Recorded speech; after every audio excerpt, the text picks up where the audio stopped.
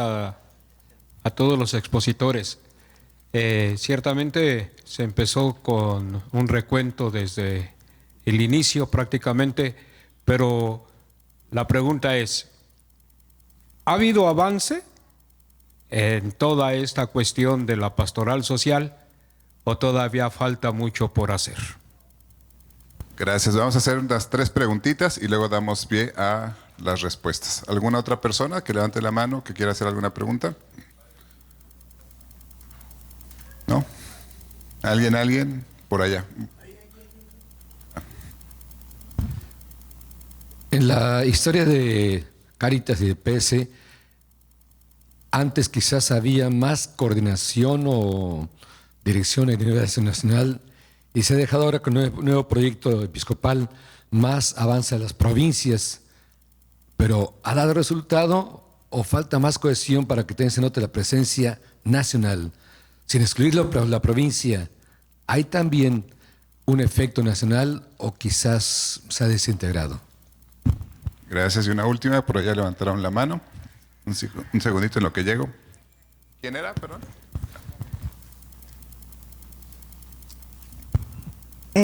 Yo nada más me quedé con la duda que se dijo que la caridad de Cáritas deben de tener 4 elementos. Solo me quedó claro el asistencial y el promocional. No sé si me pueden explicar los otros 2, por favor. Gracias y damos respuesta. Está abierta las 3 preguntas. Quien guste contestar, hay un micrófono al frente y si no, aquí hay otro.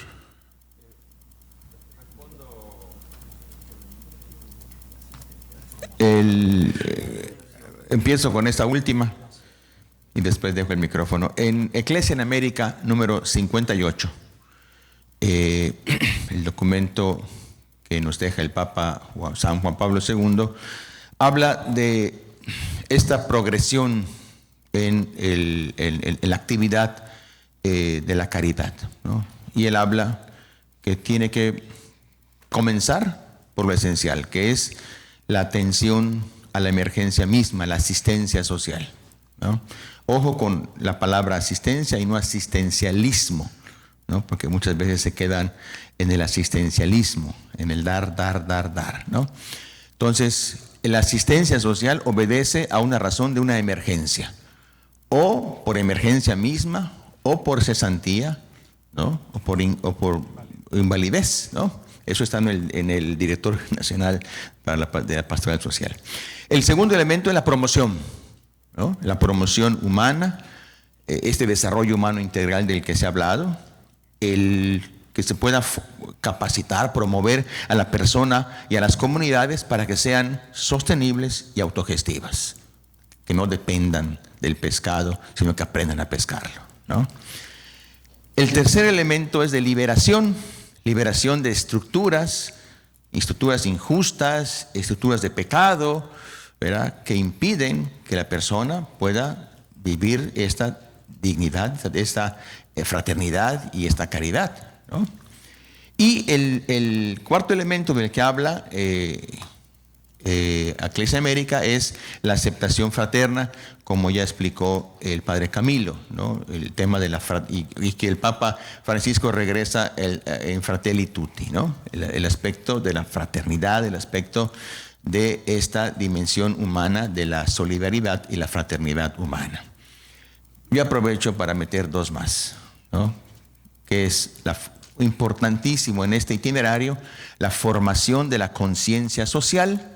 O sea, que dentro de, como decía Monseñor, que dentro de esta formación moral esté la conciencia social, la formación de la conciencia social, para llegar a la transformación de la realidad que queremos trabajar, ¿no? Si estamos empeñados, no es para otra cosa, sino transformar y que acontezca el reino de amor, de justicia y de paz.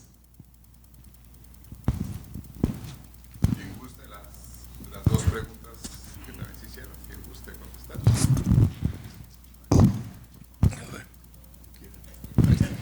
O sea, disculpen, no, yo daría mi respuesta a esto. Necesitamos un buen análisis, porque si no vamos a entrar en una discusión que no vale la pena. O sea, el tema siempre es ver si avanzamos. Pero otro tema importante es, ¿qué nos toca a nosotras, a nosotros?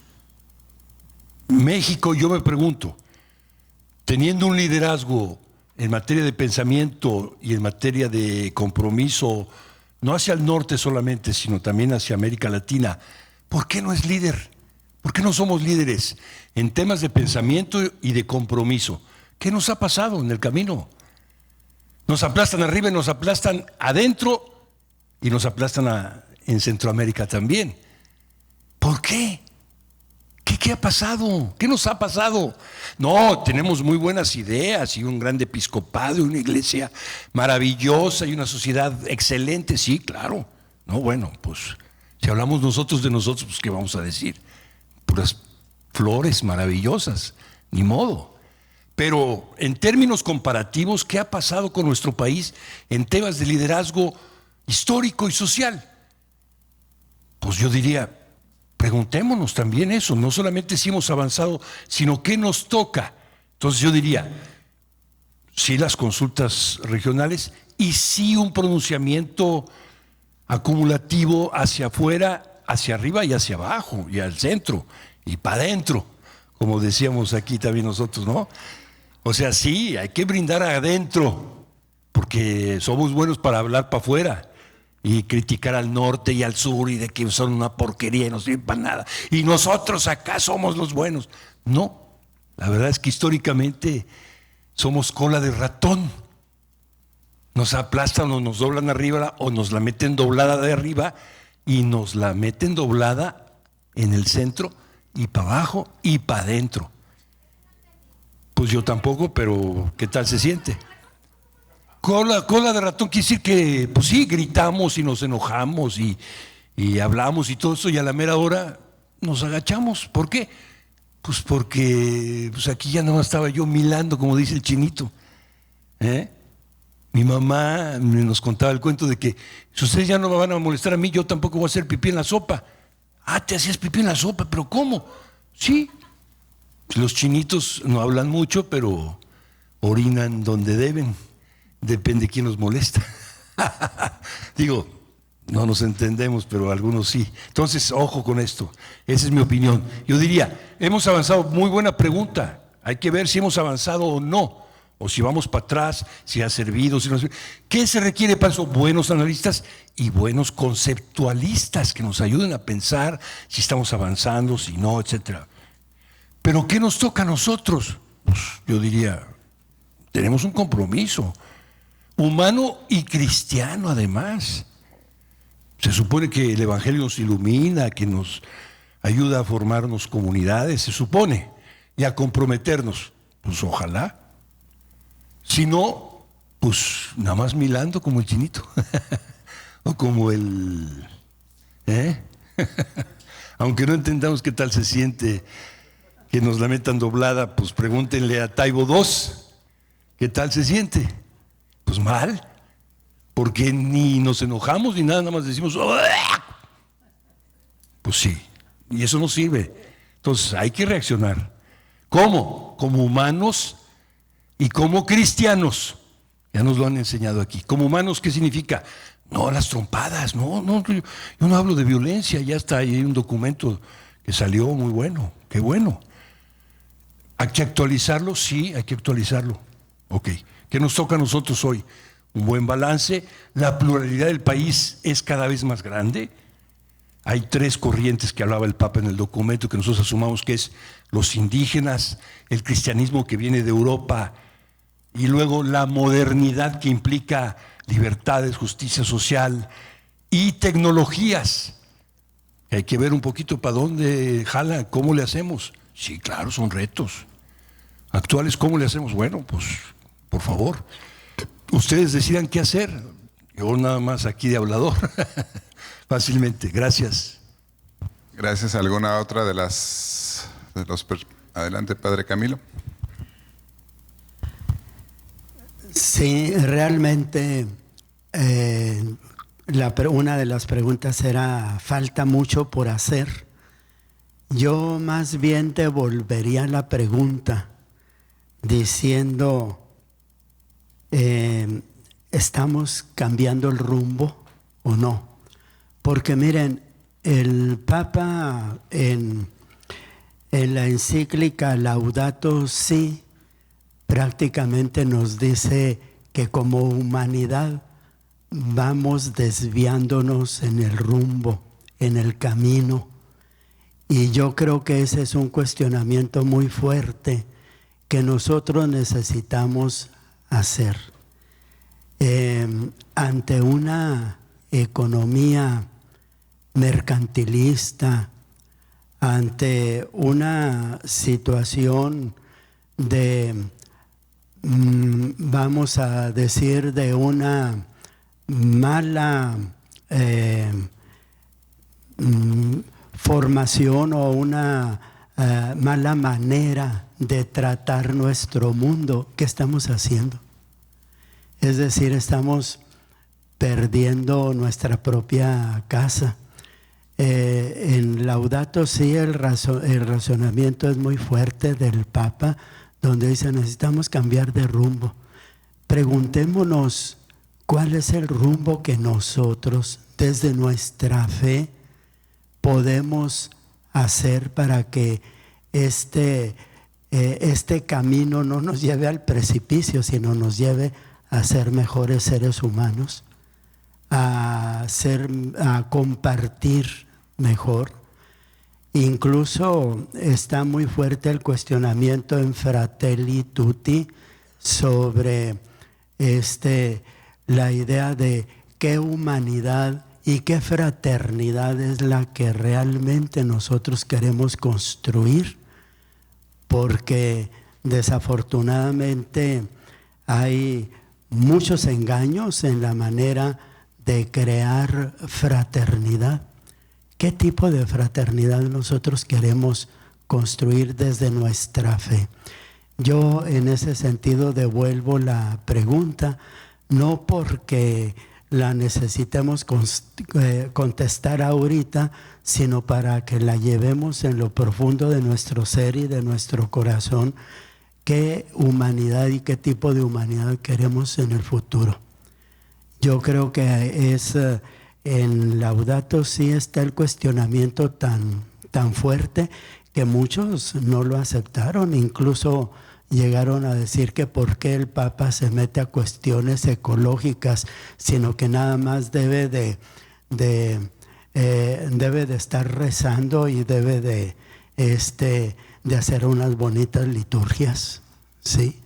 Entonces es un cuestionamiento, yo creo que sí tenemos que tenerlo siempre presente, no porque lo tengamos que responder de inmediato, sino porque esto nos llama a un cambio de actitud profunda en todos y cada uno de nosotros, hacia dónde queremos que cambie la humanidad.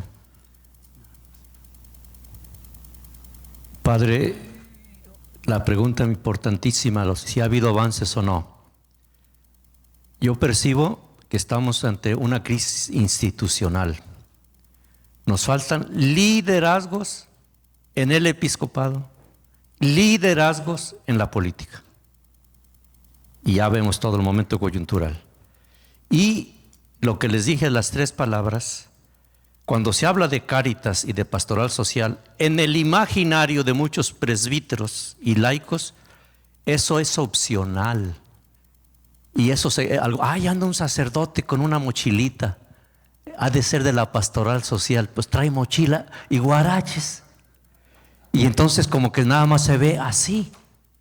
Y no.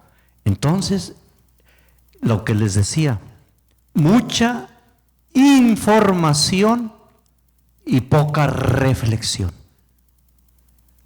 Necesitamos comenzar con análisis serios de reflexión y saber incorporar en la iglesia, que somos todos, la planeación estratégica, porque vamos caminando a la salga salgari, a lo que salga, sin procesos, sin objetivos, sin misión y visión. Caramba, llega uno a un hospital y ya la misión, la visión y las políticas y las estrategias y los objetivos generales y los objetivos específicos.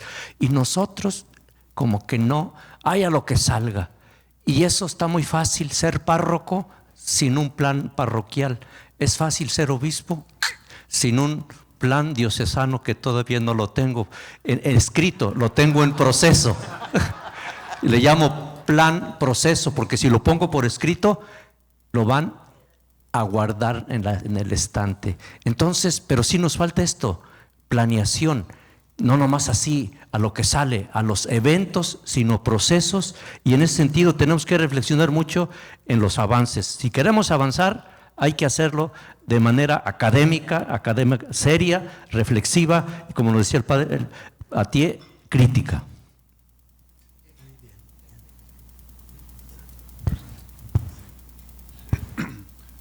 Bueno, hay dos preguntas, tres. Les voy a pedir que sean muy breves. Ya nos colgamos un poco en el tiempo. Les voy a pedir que por favor nada más las hagan las preguntas, y si hay alguien que quiere ser muy concreto, la pueda contestar, porque todavía tenemos un largo camino que caminar.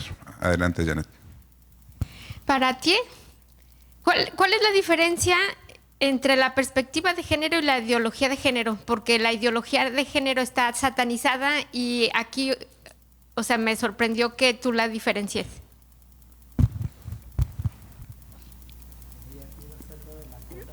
Quisiera solamente hacer esta pregunta, quizá un poco muy cuestionante, así muy profunda. ¿Por qué se han perdido los procesos en el episcopado? Teníamos un proyecto de fe y cultura, un proyecto de economía solidaria, de VIH-Sida. ¿Qué hicieron? ¿Por qué lo tiraron a la basura?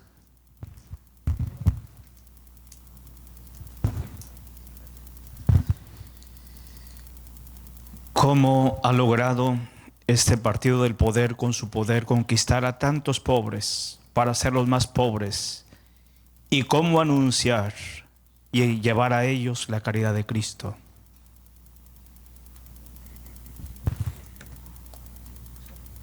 ¿Quién quisiera empezar a contestar?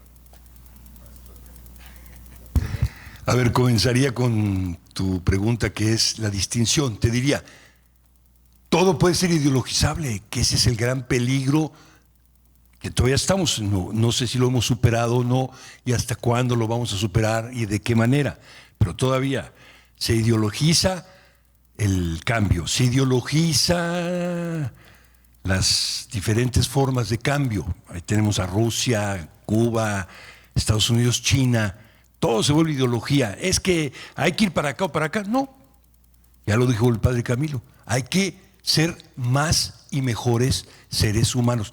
¿Y el cristianismo nos ayuda en eso? Sí, claro que sí. Digo, no sé ustedes, yo pienso que sí. No siempre es fácil.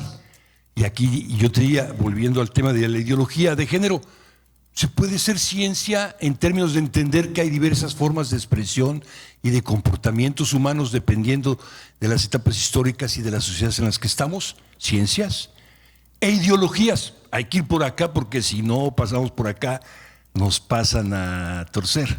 No. Mientras no sea obligatorio, yo te diría, pues, perspectiva de género, mientras... Ahora, ¿que es un dato científico de la historia y de las ciencias humanas? Sí, claro que sí. Hay que analizarlo. Ahora, ¿que se puede volver opcional? Pues se está volviendo opcional. ¿Cuál es la posición del cristianismo ante eso? Bueno, pues hay que preguntarles a las autoridades, pero también, y aprovecho a la segunda pregunta, que es, ¿qué le pasó al episcopado? Pues el episcopado hace su trabajo, lo que puede, y la sociedad le toca organizarse y aprender a tomar el mando y decir, nosotras y nosotros, aquí, en el sureste, en el centro y en el norte de México, que es un país complejo, grandote, complicado, sí, qué bueno. Yo veo que es un tema que hay que asumir en la realidad, sí. Y la última pregunta es el tema respecto de cómo podemos caminar hacia adelante. Bueno, por favor, les toca a ustedes.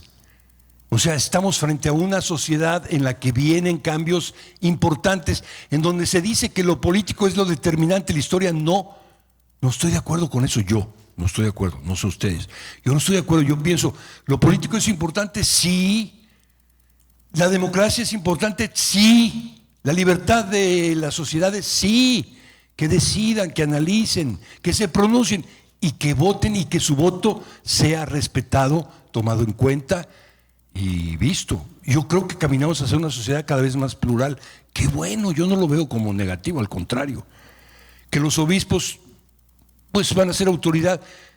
Si me preguntan a mí, desde que hicimos la consulta a los jóvenes en aquel tiempo, ya los jóvenes no pensaban en la iglesia ni siquiera como referente. Ya se acabó la referencialidad en la historia de la iglesia como el referente importante. No, puede ser un referente, pues vamos a ver si su pensamiento pesa y es importante, significativo y tiene capacidad de incidencia. Si no, mis hermanas y mis hermanos sigan creyendo y ahí cómo van. Pues ese es el problema de eso. ¿Cómo le va a resolver el mundo? Pues a su modo. ¿Lo va a hacer bien, lo va a hacer mal? No sabemos. Yo creo que no lo estamos haciendo muy bien. Pero bueno, lo que sí sé es que yo no veo presencia del pensamiento cristiano y de la propuesta cristiana a la problemática que estamos viviendo. Eso sí lo veo. Y yo creo que tenemos que buscarle una solución, decir, no cuentan con nosotros, ahí se ven ustedes, decidan ustedes qué hacemos. Que decida el jefe, el Tlatoani máximo de la historia de la humanidad, que decida él. No. Que él diga, sí, que tenga su palabra, que tenga su espacio, sí, como cualquiera. Pero al sur, sureste le toca analizar qué queremos, qué necesitamos y cómo queremos lograrlo. De esta manera, y luego el centro, y luego el sur, y luego todos, y decir, ¿por qué? Porque vienen elecciones a nivel nacional. Y una de esas elecciones es si queremos una democracia centralizada en el ombligo de la luna. No, ya se acabó. Yo digo, y miren que les habla un chilango de la capital, ya se acabó. ¡Qué bueno! ¡Magnífico! Ahora, ¿vamos a la dispersión y a la de que cada quien busque su camino? No, porque no nos va a ayudar. ¿Por qué? Porque va a venir otro y va a decir el norte para acá, el centro para allá, el sur para allá. No. Somos una nación, entonces tenemos que ver cómo le vamos a hacer para decir, los del sur sureste somos así, y nos gusta la naturaleza, sí, nos gusta la selva, sí, nos gusta el Tren Maya, pues no así. Yo digo con ustedes, no así. ¿Necesitamos mejorar los transportes en el sur sureste? Sí. ¿Conectarnos mejor? Sí, pero no así. No que nos impongan desde el centro ni de Tabasco menos. No, por favor. No. Vamos a ver qué necesitamos, qué tipo de comunicación necesitamos y cómo lo vamos a hacer cuidando la naturaleza, las comunidades indígenas, los valores arqueológicos y el agua que se nos está acabando. ¿Cómo le vamos a hacer? No está fácil, no está fácil. Es que digo yo que con mi ejército van a ver, yo quiero mi trenecito. Pues tú quieres tu trenecito, yo quiero mi avioncito y yo quiero mi refinerita también. Ni modo, si no es de gustos. Es que le sirve al país y cómo lo vamos a hacer para cuidar la naturaleza, los indígenas, la arqueología, la historia y sus riquezas diferentes. ¿Cómo le hacemos? No está fácil. Que no lo decida el centro, el ombligo del planeta. No estoy de acuerdo. Y soy chilango, vivo en Chilangolandia. No sé si para bien o para mal, pero allá vivo. Ya se acabó. No sé si ustedes se dan cuenta de esto. Ya se terminó el centralismo del país. Se acabó históricamente. ¡Qué bueno! Maravilloso. ¿Qué tipo de democracias necesitamos? Participativas, más humanas, más justas, menos violentas, que no nos guíe el crimen organizado, por favor. No lo necesitamos, no lo queremos ni para exportarlo, ni como producto de exportación, pues es lo que estamos exportando, principalmente. Vean Centroamérica cómo está de lastimada, nosotros acá sintiéndonos medio asustados, porque el copetudo que se enreda el pelo 100 veces pues ya vean cuántos problemas legales tiene. ¡Qué bueno! Hay que saber juzgar a todos los poderes en donde estén, sean quienes sean. Híjole, qué sueño. Ojalá que no se transforme en una pesadilla. No, no se va a transformar. Se va a transformar en un camino de Estado de Derecho auténtico. Ojalá lo lograremos. Gracias, maestro. ¿Alguien más? Yo voy a intentar decir una palabra sobre la última pregunta, que tenía que ver con este tema del amlismo y todo el tema de los pobres en el régimen político actual federal. Dos cosas se me vienen a la mente. Yo creo que la pregunta es muy interesante porque nos plantea de alguna manera si le fallamos nosotros a los pobres. O sea, si nuestro trabajo con los pobres está funcionando o no está funcionando. Lo primero que se me ocurre decir, y lo estoy viviendo en lo corto, en Michoacán y en el lugar donde sirvo como párroco, es Aguayo, es pensar en que las famosas transformaciones estas en las que se ha periodizado la historia, presentando una perspectiva, las famosas anteriores 3 transformaciones fueron laicistas y anticlericales. O sea, vieron siempre con sospecha el trabajo de la Iglesia. Y la vieron con una calificación ideológica. Esta 4T también es laicista y anticlerical. Y también el papel de la Iglesia, si no le testaría mucho, simple y sencillamente la indiferencia. Y yo percibo indiferencia. Por ejemplo, en Michoacán sé que el gobernador no ha querido recibir o no ha querido dialogar con el arzobispo ni con los obispos de la provincia. O sea, sí se reúnen a desayunar en un encuentro diplomáticamente, y cuando el arzobispo le quiere plantear un problema, con permiso lo dejo aquí con el subsecretario de la subsecretaría no sé cuál. Entonces, sí creo que estamos viviendo un tema donde viene la interpretación de los pobres. Porque el trabajo con los pobres es una bandera del sistema y nosotros decimos que trabajamos con los pobres, pero no sé si tenemos que hacer una reflexión más profunda de si es un trabajo cosmético, si es un trabajo profundo. ¿Y qué hicimos nosotros de aquel principio de Populorum Progressio de San Pablo VI, que dice que el pobre sea el sujeto de su propio desarrollo, los pueblos sean sujetos de su propio desarrollo y no sean no sean objeto ni tampoco tratados como clientes políticos? Aquí probablemente en el tema de la subjetividad de las comunidades, en el desarrollo de los pueblos, creo que tenemos algunas tareas pendientes que tratar. La otra idea que se me ocurre es pensar en el discurso del pan de vida.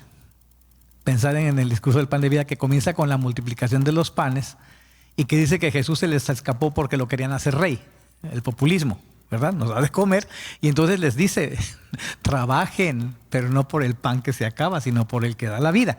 Y viene todo el discurso del pan de vida y la última pregunta al final es, ¿también ustedes quieren dejarme? ¿Por qué? Porque dicen, este modo de hablar es insostenible, es decir, el modo de presentar la vida y el trabajo por la vida y el trabajo por los pobres, visto desde el Evangelio, me parece que ahí encontramos nosotros una nota muy importante, que no nos podemos ir por el populismo. O sea, no es el tema de competir como docentes con el gobierno. Nosotros jamás podremos hacer transferencias al bolsillo de los jóvenes ni de los ancianos, porque la Iglesia no es su lógica la transferencia de los recursos, pero sí podemos estar amorosamente con las personas. Y yo creo que aquí está un punto, lo iba a decir en la siguiente intervención, pero lo puedo anticipar.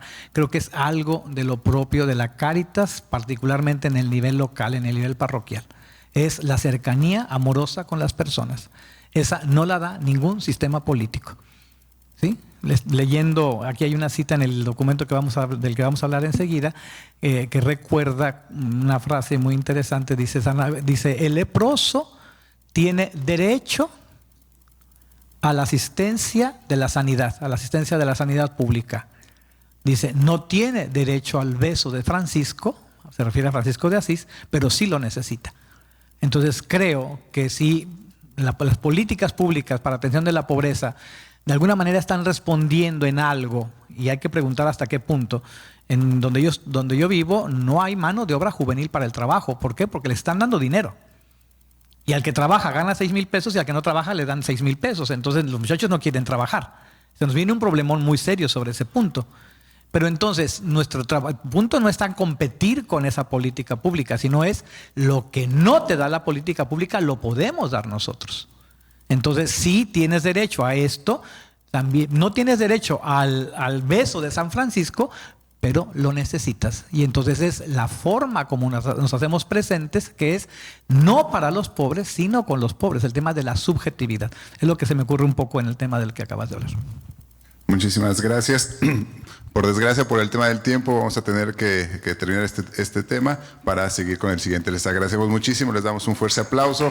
Si se puede, una foto, no sé dónde anda Tamara, una foto aprovechando que están aquí todos juntos. Tamara, si corres, por favor, antes de